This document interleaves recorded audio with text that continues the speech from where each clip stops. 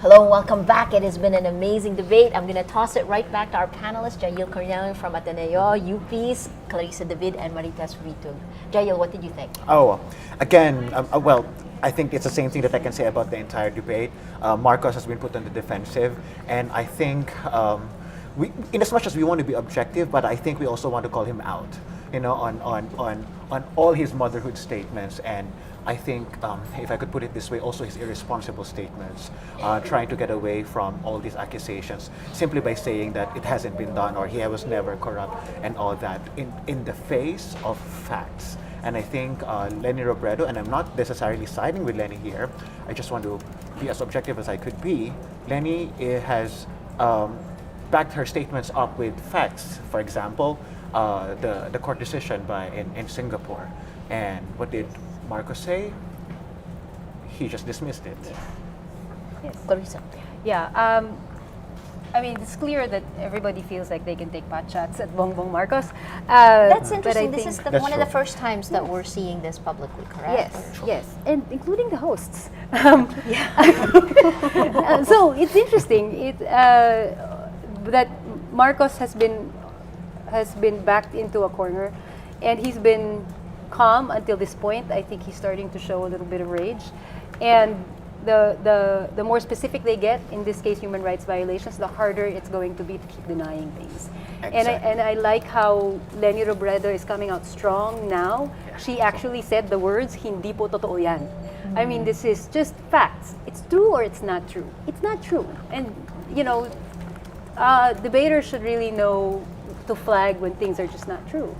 Interesting, Marites. You know who's losing out in this debate? Chis Escudero. Yes. He hasn't taken sharp positions. Yes. He seems to be, he said he downplayed apology. He said you don't need, if you apologize, the thing is still broken. So he seems to be playing a game. sides. Yeah, so I cannot see him stand out in this debate. I have a question though. I don't know if, will Bongbong be seen as an underdog here? He's been getting all the hits. So in your Voters for the Poor study, will they empathize with somebody who's been, pummeled all around? No, that's a very good question. Well, my statements would be backed up by facts, Yes. but people who are supportive of Marcos, I think, are generally supportive of him to begin with. Even before he decided to run, and that loyalty, I think, is gonna stick around to the end.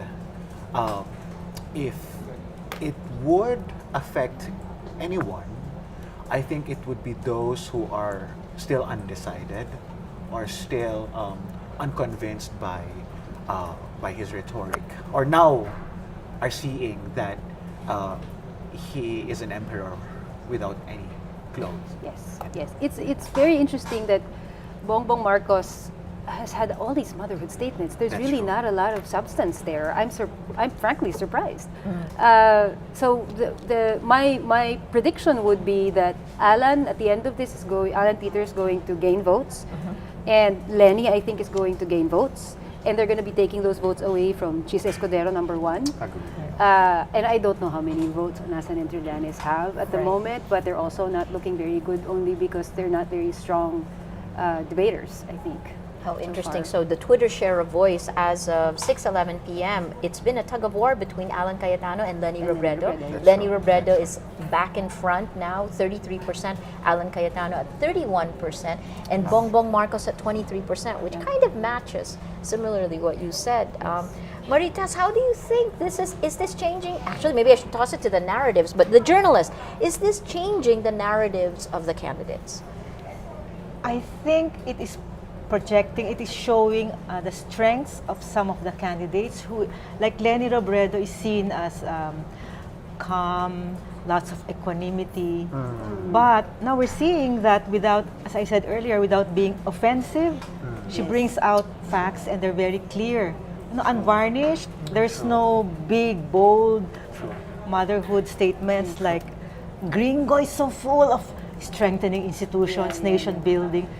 And then I'm finding out that he's really a very conservative person. It doesn't, I'm dissonant about this because he led a coup. Yeah, and it now- seems to be he's and a now- shadow of himself. So I don't know, Yeah. but I think it will show the strengths. It will highlight the strengths of Leni Robredo as well as Alan is standing out, but it's getting to be a bit tiring It is. because he's a one-issue person. He keeps going back Yes. to corruption.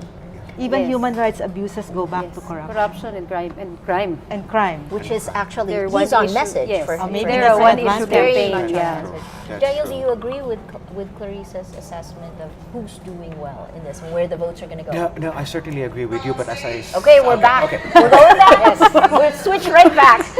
Hindi na ako na Eugene.